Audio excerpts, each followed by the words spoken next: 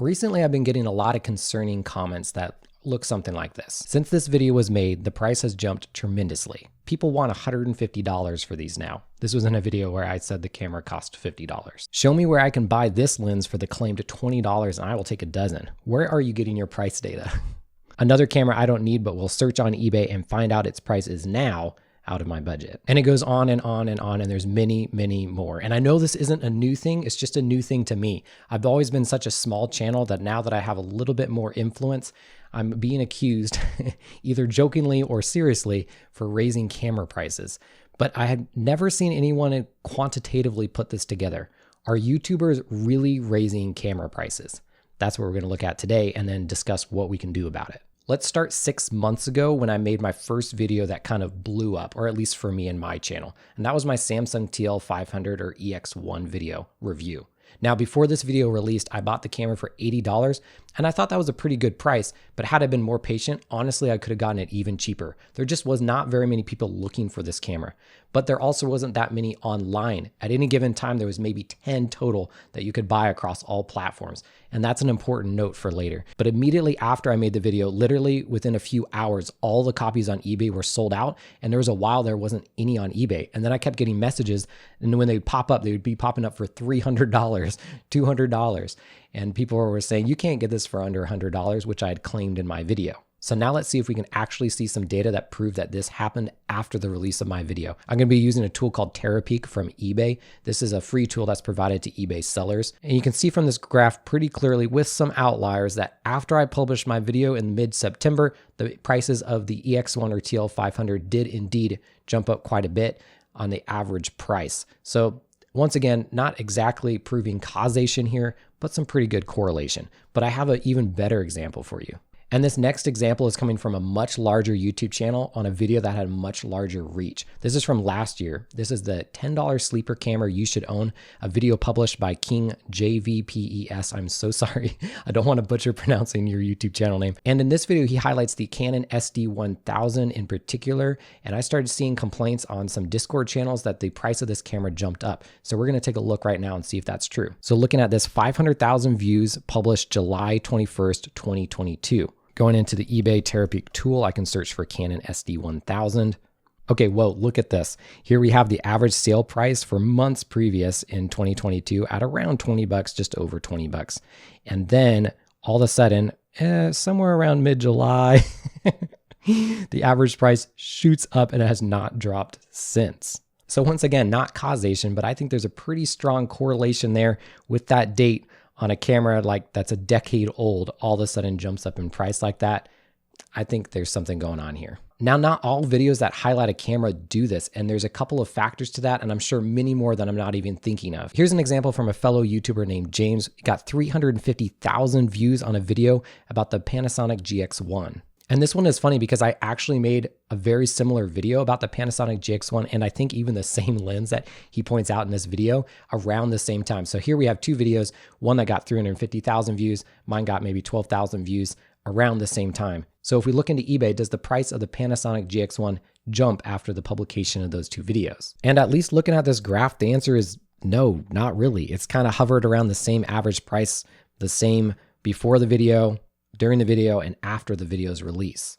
Now, I won't go through all the factors because I'm sure I'm going to miss some, but just some of them are going to be the availability of the product to begin with. Back to my Samsung TL500 video, I'm a smaller YouTube channel and that had much less reach, but because there was such a scarcity of that camera, there weren't very many to begin with, the inventory got emptied out within hours just because there was only a couple on eBay, and that will artificially raise the price up. So cameras that naturally have more inventory on the market are going to be less affected by this. And then another big factor I see is just the audience of the channel and what the video is talking about. If the video is trying to convince people that this really is a special camera that they need to buy and that it's extra cheap right now, people are going to drive for it and close out that inventory. But if the video is just showing, here's a cheap camera and it's pretty good, but you might as well get this other one because it's better, then you're going to have less people going immediately to pick up that camera. And then if your audience is just less interested in picking up random used camera gear, maybe like James's camera, and more about the photography itself, then maybe they don't buy as much. I don't know. And I could go through many, many more examples, and feel free to do the same. You can use this Terapeak tool. It's pretty cool. Pick a viral-ish video that went off about a camera being cheap and see if it correlated to raising prices on eBay. But now I want to turn the conversation to you with some really important questions. Let's first address the elephant in the room. Are YouTubers doing this on purpose to profit? I can't speak for everyone, but I highly doubt that. For one, you just have to imagine the work and the planning that would have to go into hoarding a bunch of these cameras, then making this video and hoping it goes viral, and then selling them on eBay, and all to make only a couple $100. Like, there are way easier ways to make money. But then, at least from my perspective, people who are making these videos are just making them to have fun. And it's really way too much work to have any other motive. And now I want to ask, is this really a problem? Well, I think it can be. One message I got that particularly hurt about the Samsung TL500 video was a message that went along something like this. I've been looking at this camera for months now and saving up my money. Now that you've released this video, I will never be able to afford one. Now, I don't know how true that really is, and hopefully the prices do drop eventually, but that kind of hurts. That kind of stinks. If someone really has a particular attachment to one camera and they're looking to buy it, and then someone releases a video that jacks up the prices for years to come, that really stinks. Now I got two more questions. What can you do about this, and what can I do about this for you? First, what can you do about this? Well, if a camera that you want jumps up in price all of a sudden, you really need to be looking at other cameras. While it may seem like this is happening everywhere to all these different cameras, there are so many other great cameras out there that are not being highlighted or not jumping up in price at all. For example, going back to my Canon PowerShot Pro 1 video, which I wasn't the only person on YouTube to release a video about this great compact bridge camera around the same time, and it has jumped up in price quite a little bit. But there are several other bridge cameras from that same era that use the exact same sensor that have not jumped up in price. And I'm not even going to mention them here because I don't want them to jump up in price.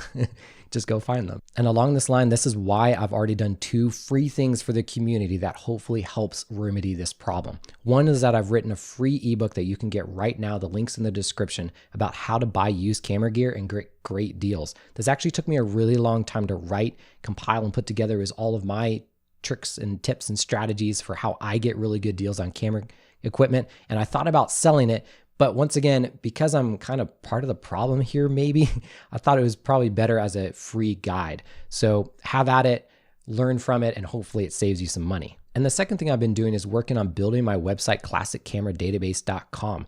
And this is a website that will continue to grow into a great resource to finding old digital cameras. It has quick search abilities. It'll have more cameras in the database as I get more time to add them. And even some cool features like I'm playing around with 3D models in there so you can see a camera from different angles, which is kind of cool. Hopefully this becomes a great resource to find your next cool old camera without having to rely on a viral YouTube video, which would probably mean the price might go up. Now I have a serious question for you. Should I keep making videos highlighting undervalued cameras? I really enjoy doing it. I love finding an old camera that's not worth very much, people have forgotten about, and then showcasing it to the world. But if it's causing more harm than good, then I won't do it. And I'll just make videos like this one about the Minolta RD3000, which is an awesome camera that you should definitely not buy today. Go over there. I'll see you in that next video. Let me know your thoughts. And until next time, happy snapping.